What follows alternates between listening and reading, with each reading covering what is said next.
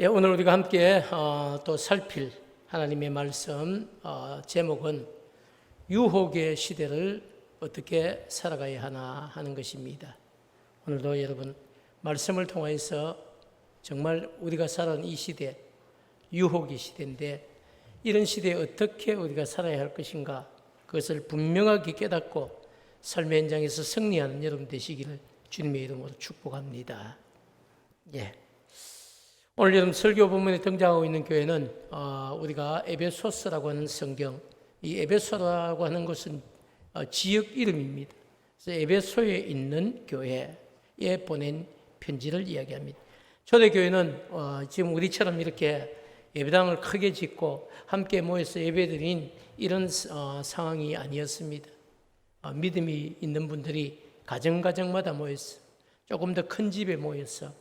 그렇게 해서 과거에 우리가 구역 예배를 10가정, 15가정 모여서 이렇게 드렸던 것처럼 그렇게 가정에서 모여서 예배를 드린 이런 교회들이 많이 있었습니다. 그래서 이곳의 교회, 이곳의 교회, 그래서 다 그 교회들 통칭해서 에베소에 있는 교회다. 그래서 그게 에베소에 있는 교회들에게 보낸 편지가 에베소서다. 이렇게 우리가 생각을 하면 좀 더 이해하기가 좋을 것 같습니다. 그런데 오늘 이 에베소라고 하는 도시에 사도 바울이 두 번째 전도 여행을 가게 되는데요. 그걸 갔을 때 잠시 머물면서 그곳에서 복음을 전했던 추억이 있는 곳이기도 합니다. 그 증거를 우리가 한번 찾아볼 텐데요. 사도행전 18장 19절, 20절, 21절 말씀을 함께 읽도록 하겠습니다. 시작. 에베소에 와서 그들을 거기에 머물게 하고 자기는 회당에 들어가서 유대인들과 변론하니 여러 사람이 더 오래 있기를 청하되 허락하지 아니하고 작별하여 이르되 만일 하나님의 뜻이면 너희에게 돌아오리라 하고 배를 타고 에베소를 떠나. 자, 그렇죠. 19절 말씀을 보면 이렇게 이야기하고 있습니다. 에베소에 와서 그들을 거기 머물게 하고 자기는 회당에 들어가서 유대인들과 변론을 했다. 변론한다는 것은 복음을 가르쳤다는 이야기. 에베소라는 곳에 두 번째 전도 여행을 하면서 에베소라는 도시에 와서 그곳에 사도 바울만 온 것이 아니고 브리스길라와 아굴라 부부와 함께 와서 그들은 그곳에서 머물게 하고 자기는 회당에 들어가서 유대인들과 변론하면서 복음을 가르치는 거죠. 자, 그런데 20절을 보면 그렇게 얘기를 합니다. 그런데 이 사도 바울이 전한 복음이 정말 이렇게 재미가 있고 또 진리이기도 하고 그래서 그곳에 있는 사람들이 더 오래 있기를 요청을 한 겁니다. 그런데 사도 바울이 허락하지 않고 21절 말씀을 보면 작별하는 겁니다. 왜냐하면 또 다른 지금 전도여행 일정에 있기 때문에 그곳에 머물러 있을 수 없는 겁니다. 그래서 작별하기 하면서 이러기를 만일 하나님의 뜻이 있다면 내가 다시 너희에게로 올 것이다. 이렇게 이야기를 하고 배를 타고 에베소라는 그곳을 떠났다는 사실을 이야기하고 있습니다. 자, 여러분. 그뿐 아니라 또 사도행전 그 뒤에 나오는 19장 말씀 전체를 보면요. 19장에서는 바울이 두 번째가 아니고 약속한 대로 세 번째 전도 여행을 떠났을 때에 이제 그곳에 가서 회당에서 약 3개월을 머물면서 복음을 가르칩니다. 그리고 회당을 이제 떠나서 두란노 서원이라고 하는 곳에서 2년 동안 말씀을 가르치면서 눈물과 정성으로 사역을 했고 목회를 했던 곳이 어디냐? 바로 이 에베소란 동네였습니다. 자, 여러분. 그렇지만 마게도냐와 그리고 아가야를 거쳐서 예루살렘으로 가야만 하는 전도 계획이 세워져 있었기 때문에 에베소에 더 이상 머물 수 없고 그 에베소에서 떠나야만 했던 것이 바로 사도 바울의 형편이었습니다. 그런 아쉬움이 있어서 그런지 에베소 교회는 사도 바울에게 있어서 잊지 못할 교회 그리고 늘 마음에 남아있는 교회가 어디입니까? 바로 에베소 교회였어요. 이건 여러분 교회를 세워보지 않은 분들은 이런 마음을 어쩌면 알 수 없을지도 모릅니다. 저에게도 늘 마음에 남아있는 교회 두 개가 있겠죠. 첫 번째는 충무제일교회, 그리고 두 번째는 품원교회. 정말 이렇게 없었던, 이 땅에 없었던 교회를 제가 정말 기도하고 헌신하고 성도들과 함께 세웠던 교회이기 때문에 저는 잊을 수가 없는 교회. 이렇게 이야기하면 세상에 많은 교회가 있지만 충무 제2교회와 그리고 품원교회를 제 목회 일정에 있어서는 잊을 수 없는 두 교회가 되겠습니다. 더 감사한 것은요, 그래서 그런지 바울의 마음에 어디에 있든지 이 에베소 교회가 있는 겁니다. 심지어 지금 바울은 로마의 감옥에 갇혀 있습니다. 죄를 지어서 갇혀 있는 것이 아니고요, 복음을 전하다가 지금 갇혀 있는 겁니다. 왜? 마지막 로마의 황제 앞에서 자신이 복음을 전하기 위해서 일부러 지금 어떤 의미에서 로마의 감옥에 갇혀 있다, 이렇게 볼 수가 있습니다. 그런데 갇힌 그곳에서도 에베소 교회를 잊지 못하고 또 에베소 교회 성도들을 생각하면서 그들에게 권면하고 있는 편지가 바로 에베소서다. 그래서 에베소서는 감옥 안에서 썼다고 해서 옥중 서신 중에 한 권을 이렇게 분류를 하고 있습니다. 자, 여러분, 그럼 이 에베소서는 1장부터 6장까지 이렇게 짧은 편지글로 치면 긴 편지죠. 그러나 성경의 한 권으로 보면 좀 짧은 내용이지만 여기서 딱 두 가지를 주제를 가지고 권면하는데요. 그 첫 번째가 뭐냐면 바로 이런 겁니다. 유대인이나 헬라인이나, 왜 이렇게 이해했냐면 이 에베소라는 동네는 이방인의 동네입니다. 그래서 그곳으로 이사를 가 있던 누가 있습니까? 유대인들이 있습니다. 그리고 이미 그곳에서 복음을 받아서 성도가 된 누가 있습니까? 헬라인도 있습니다. 그래서 이방인이죠. 유대인이나 이방인들이 한 교회에 같이 있는 겁니다. 서로 출신은 달라도 예수 안에서 뭐라는 이야기입니까? 구원받은 한 형제다는 사실은 변치 않습니다. 많은 사람들이 그죠? 우리나라도 정치를 하는 분들이 지방색 이야기를 많이 합니다. 영남권, 호남권 이런 얘기를 많이 하지만은요. 그러나 복음 안에서는 여러분 영남권, 호남권 없습니다. 복음 안에서는 다 전부 예수 안에 구원받은 누굽니까? 한 형제입니다. 그래서 교회 안에서 뭐 영남 출신, 호남 출신 이런 얘기 하면 안 돼요. 우리는 여러분 교회 안에서는 다 누굽니까? 예수 안에서 구원받은 한 형제다. 이렇게 그 귀한 교훈을 여러분 누가 이미 2000년에 에베소 교회 편지를 쓰면서 사도 바울이 너희들은 지금 유대인, 뭐 이방인 이런 거 중요한 것 아니야. 너희들은 다 예수 안에서 구원받은 한 형제야. 이런 이야기를 편지를 통해서 쓰고 있다는 겁니다. 그게 여러분 에베소서의 가장 큰 주제 중에 하나입니다. 또 하나가 뭡니까? 또 하나는 여러분 구원받은 성도이기 때문에 어떻게 살아야 된다? 구원받은 성도답게 합당한 삶을 살아야 된다는 것을 강조하고 있습니다. 자, 여러분 예수 믿고 구원받았으면요 유대인이나 이방인이나 할 것 없이 다 이전의 삶을 버리고 이전에 정말 예수 알기 전에 정말 십자가의 그 주님을 알기 전에 했던 그 모습, 그런 삶은 다 내버리고 이제는 여러분 정말 십자가의 그 은혜로 구원받은 하나님의 자녀답게 살아야 된다. 그렇게 그 이야기를 지금 사도 바울이 하고 있는 겁니다. 사랑하는 여러분, 사도 바울은 왜 에베소 교회를 향하여서 이 두 가지 사실을 권면하고 있을까요? 에베소 교회 성도들이 유대인과 이방인으로 이렇게 구성이 되어 있었고 그런 이유로 인해서 율법과 이 복음의 관계, 율법을 강조하는 건 누구겠습니까? 여러분? 유대인들이겠죠. 복음을 강조하는 건 누구겠습니까? 이방인이겠죠.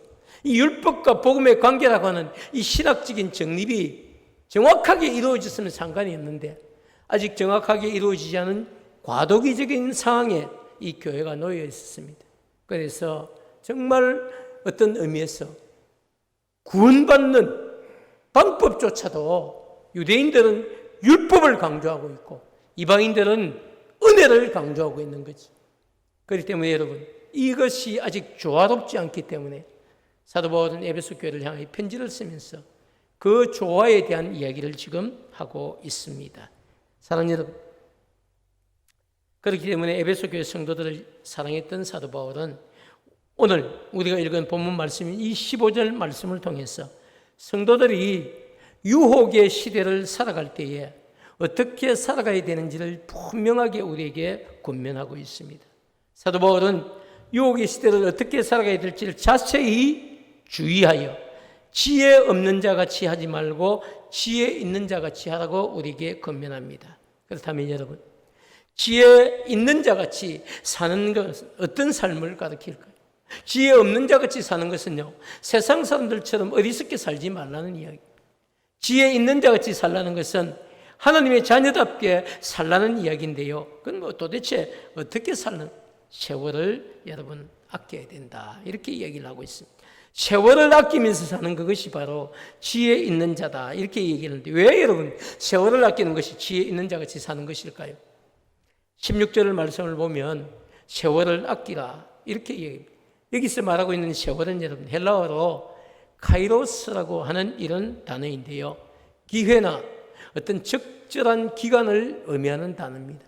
그래서 이 기회에 아끼라, 이런 얘기, 세월을 아끼라. 지금 우리 앞에 놓여져 있는 이 기회를 허랑방탕하지 말고 아껴야 된다. 정확하게 살아야 된다. 바르게 살아야 된다. 하나님의 기쁨이 되어야 된다. 이런 사실을 우리에게 지금 강조하고 있다는 것입니다. 자, 여러분, 그렇기 때문에 바울 사도가 여러분 성도들을 향해서 세월을 아끼라고 하는 것은요, 시간이 얼마 남지 않았기 때문에 세월을 아끼라는 것이 아닙니다. 그건 세상이 그렇게 얘기해요. 세상은 우리를 보고 그죠? 벌써 많이 살았다, 이거 살 날이 얼마 남지 않았기 때문에 세월을 아껴야 된다, 이렇게 이야기를 합니다. 세상은 그렇게 얘기해요. 근데 여러분, 사도 바울이 성도들을 향해서 세월을 아끼라는 것은요, 이제 살 날이 얼마 남지 않았기 때문에 우리가 세월을 아껴야 된다, 이런 의미만 이야기하는 것이 아닙니다. 그런 의미보다 훨씬 강한 게 뭡니까? 시대가 악한 시대다. 그래서 너희들이 항상 세월을 아껴야 된다. 복된 선택을 해야 된다. 이런 사실을 우리에게 이야기합니다.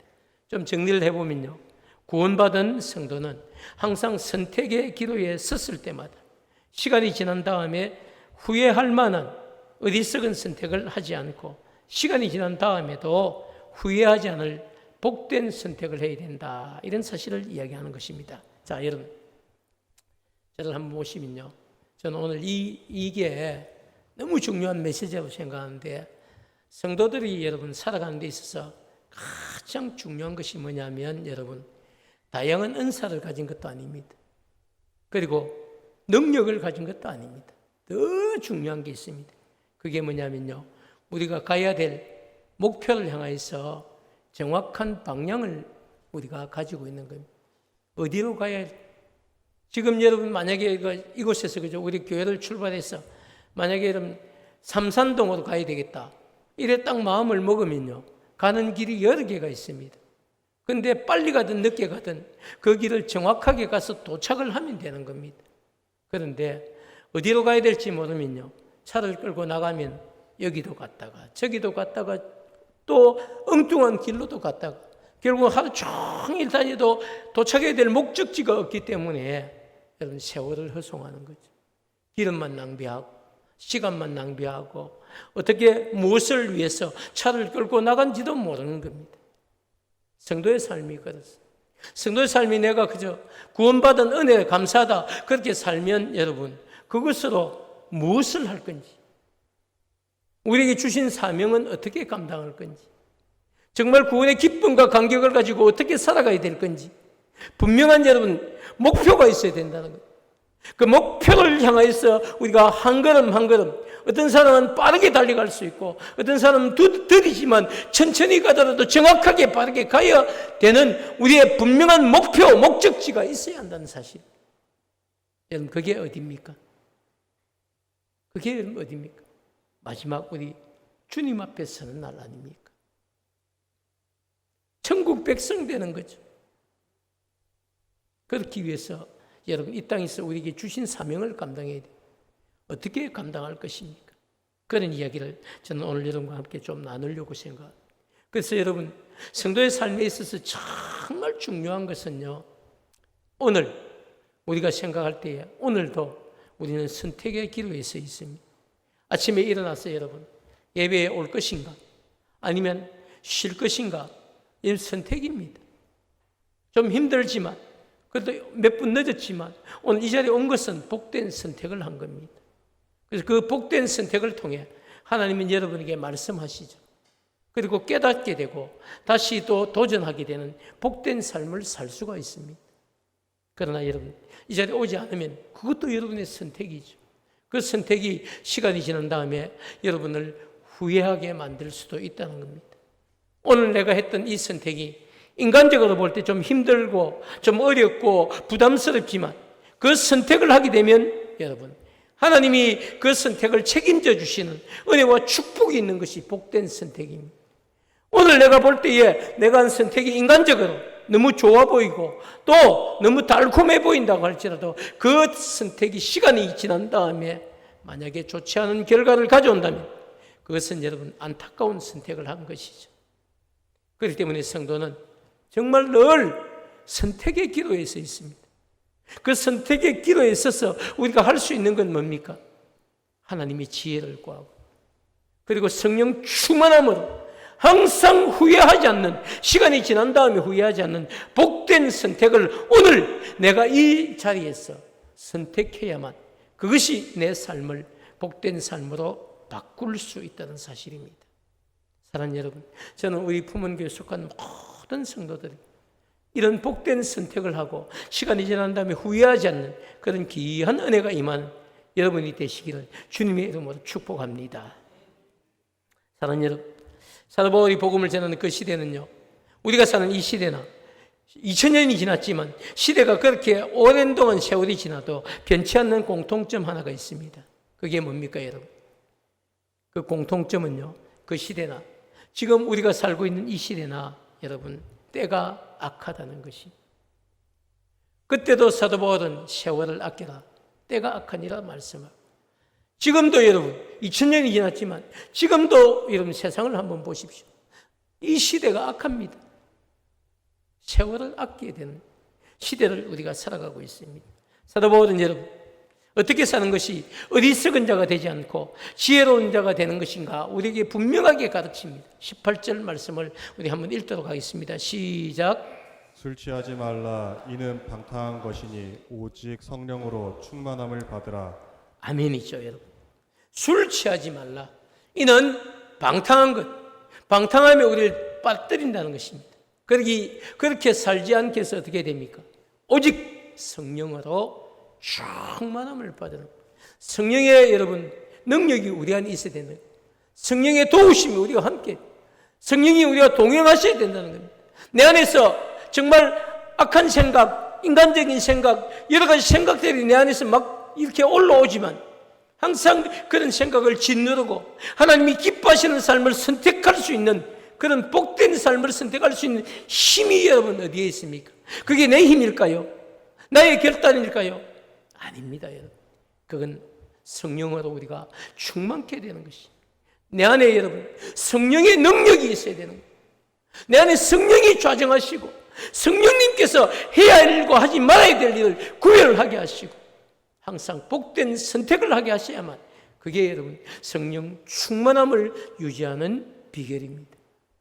그렇게 살아갈 때에 오늘 우리의 선택이 복된 선택이 되고 시간이 지난 다음에 후회하지 않을 삶을 우리가 오늘 선택할 수 있습니다. 사랑하는 여러분, 사도 바울이 여러분 이렇게 술 취하지 말고 이런 얘기를 하셨어요. 이 술 취함은 부도덕하고 방탕한 삶을 의미합니다. 이 에베소에 있는 교회들이죠. 사도 바울이 지금 편지를 쓰고 있는 이 에베소라고 하는 도시는요, 항구 도시입니다. 항구 도시로서 아데미라고 하는 이 여신을 섬기는 우상의 도시였습니다. 아데미 여신상을 잠깐만 우리 한번 보도록 하겠습니다. 유럽을 가면요, 이런 참 이렇게 물건들 파는 가게들이 큰 가게나 작은 가게나 이런 아데미 여신을 다 팔고 있습니다. 지금 2000년이 지났지 않습니까? 그 시대부터 지금까지 2000년 동안 여러분 유럽 사회에서 지금까지 팔리고 있는 신상 중에 하나가 이 아데미 여신입니다. 여러분 가슴이 엄청나게 많죠. 다산을 이렇게 표시하는 것이고요, 풍요로움을 표시하는 것입니다. 그래서 저 여신상을 집에 하나 가져다 놓고 저 여신 앞에 빌면 다 자녀도 많이 주고 물질도 많이 주고 다 곡식도 많이 주고 풍성하게 해준다는 의미에서 저렇게 가슴을 셀 수도 없이 많이 달아 나왔습니다. 그래서 기념품 삼아 또 아니면 수호신 삼아 집에 하나씩 다 선반 위에 갖다 놓고 저걸 보고 여러분 기도도 하고 빌기도 하는 것이 유럽의 문화입니다. 근데 2000년 전에 이 에베소의 문화였습니다. 자, 여러분. 그런데 여러분, 이런 에베소 항구 도시는요, 이 아데미 여신을 섬겼기 때문에 항상 매일매일 제사를 드렸습니다. 매일 제사를. 매일 아데미라고는 이 우상에게 제사를 드리는 문화에 있어. 제사를 드리면요, 반드시 빠지지 않는 게 뭡니까? 포도주와 고기입니다. 이걸 먹고 마시고 항상 밤마다 술에 취해 있는 겁니다. 그런데 여러분, 이 술 취함을 부끄러움으로 여기는 것이 아니고 술 취함을 자랑으로 여기는 도시였습니다. 여러분, 그런 세상에 그런 표현이 있죠. 술 취한 뭐다? 멍멍이 아시죠? 여러분? 술 취한 멍멍이. 제정신이 있겠습니까? 제정신 없어요. 그러다 보니까 술 취하고 저지르는 많은 죄악들이 있습니다. 많은 죄악들이 있어요. 근데 도리어 그것을 자랑으로 여긴 도시가 바로 에베소였다는 사실입니다. 자, 여러분. 사도 바울이 3년 가까운 세월을 이 에베소에서 목회를 했기 때문에 에베소에 있는 형편, 상황 이런 것들을 누구보다 잘 알고 있어요. 그래서 감옥 안에 있으면서 감옥 밖에 있는 에베소 교회 성도들 향해 편지를 쓰는 거죠. 그래서 그런 상황인 줄 내가 안다. 그런 술 취함의 도시에서 너희들은 술 취하면 안 된다. 술 취하지 말고 오직 성령으로 충만함을 받아야만 너희들이 신앙을 지켜낼 수 있고 그리고 또 하나님께 영광 돌릴 수 있다는 사실을 지금 강조하면서 권면하고 있습니다. 사랑하는 여러분, 저는 복이겠죠. 믿음의 가정, 믿음의 가문에서 태어나 모태에서부터 여러분 교회를 다녔기 때문에 사실 술이 어떤 것인지 술 문화에 대해서는 저는 잘 모릅니다. 그렇지만 예수 믿기 전에 술을 여러분 습관처럼 마셔오던 이런 분들이 어느 날 갑자기 교회를 다니게 되었다고 예수를 영접하게 되었다고 한순간에 술을 끊는 것 이게 여러분 쉬운 일일까요?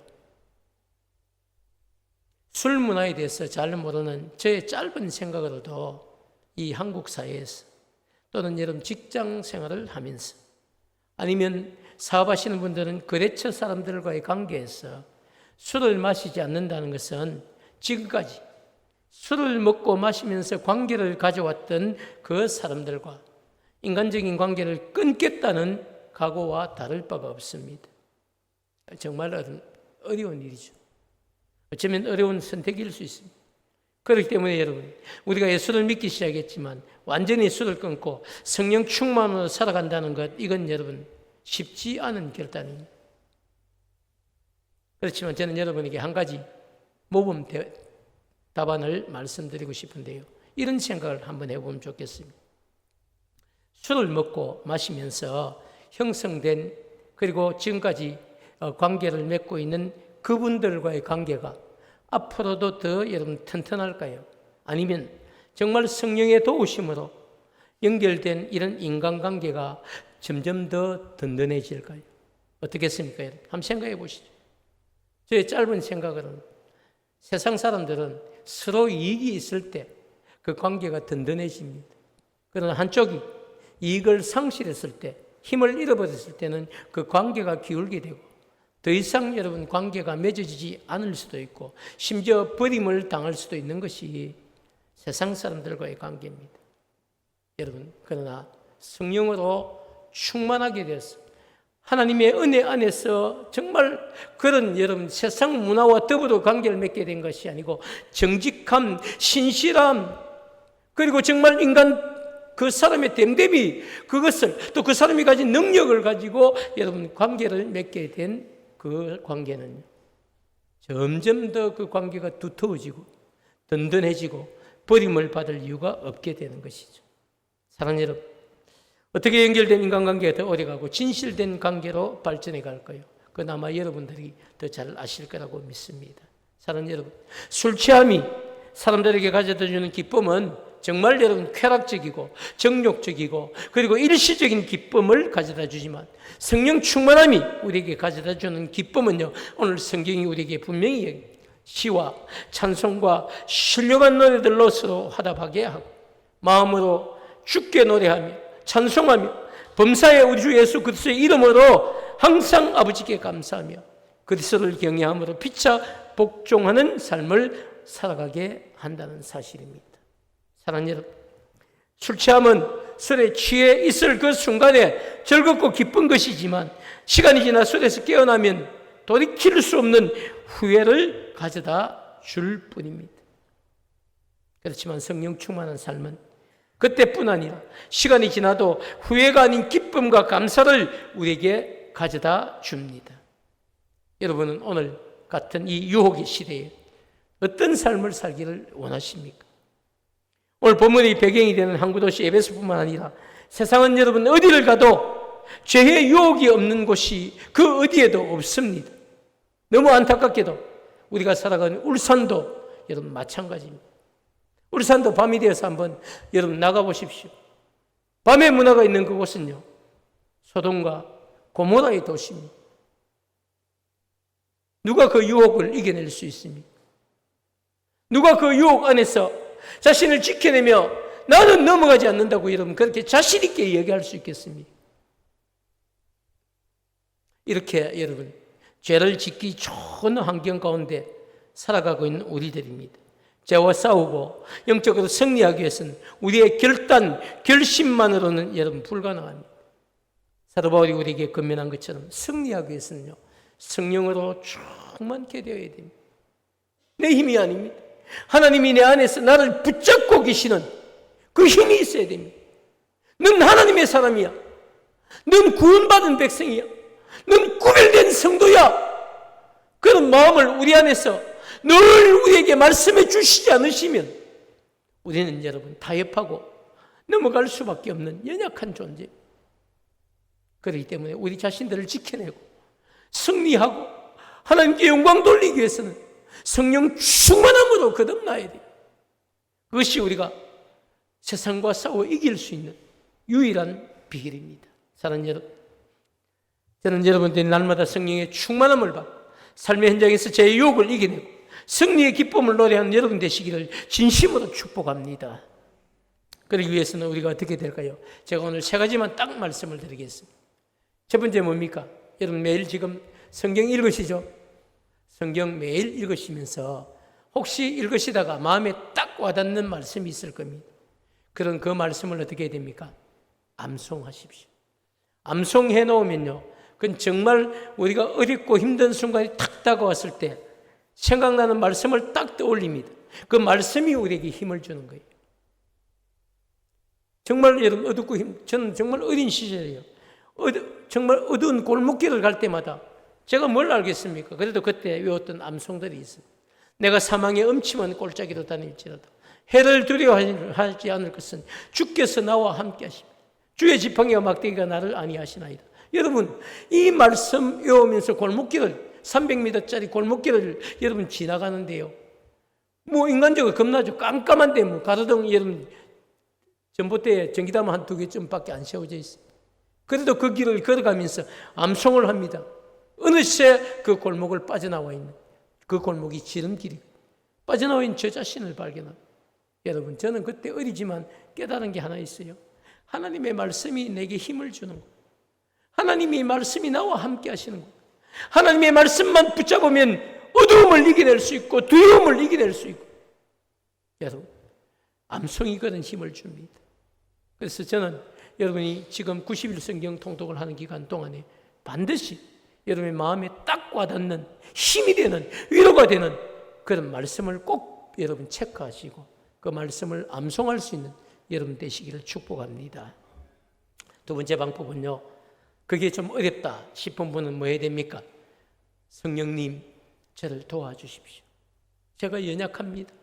성령님께서 도와주셔야 저는 오늘도 어리석은 선택을 하지 않고 복된 선택을 하고 하나님의 기쁨이 될 수 있습니다. 저에게 힘을 주시고 저를 사용해 주십시오. 여러분 그렇게 간절하게 기도하는 겁니다. 그렇게 할 때에 성령님의 붙잡히심, 성령님이 여러분을 붙잡고 일하시는 그런 은혜와 축복을 맛볼 수 있습니다. 마지막 세 번째는요, 그것조차도 내가 좀 잘 모르겠다, 힘이 든다. 그러면 여러분이 어디에 있든지 할 수 있는 게 있습니다. 장소에 관계없이요, 항상 여러분이 찬송을 하면 됩니다. 찬양이든지 찬송이든지 여러분 좋아하시는 찬송을 한 곡 탁 마음에 택하십시오. 그리고 그 찬송을 부르시면 되겠죠. 저는 여러분, 제 마음에 늘 가지고 있는 소원은요, 주님이 좀 빨리 오셨으면 좋겠어요. 이제 여러분, 주님 와도 될 만한 때 안 됐습니까? 그래서 주님 고대가라고 하는 찬양이 있습니다. 가사를 보면 이런 거예요. 먼 하늘 이상한 구름만 떠도 행여나 내 주님 오시는 거예요. 낮에나 밤에나 눈물 머금고 내 주님 오시기만 고대합니다.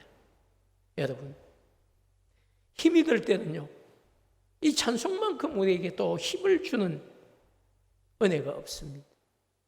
찬송을 마음에 한 곡 정도는 찬송을 외우십시오. 그리고 그 찬송,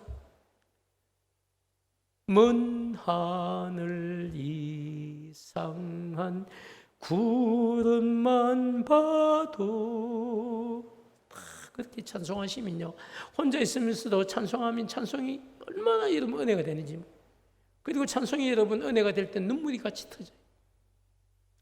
찬송이 여러분 주는 힘이 있습니다.